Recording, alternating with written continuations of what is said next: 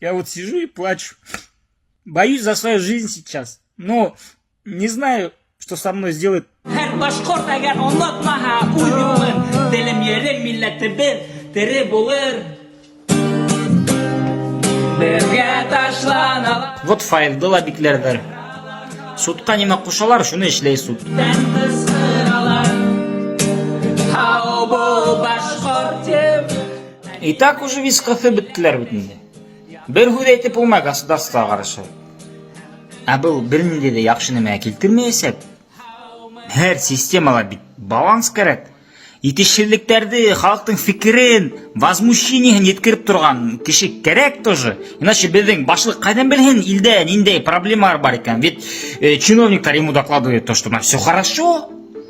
Путин биздин илде неме барганын билмейди. Все нормально, фронтта все хорошо, илде все хорошо деп ойлойт. Чүнки оппозиция юк.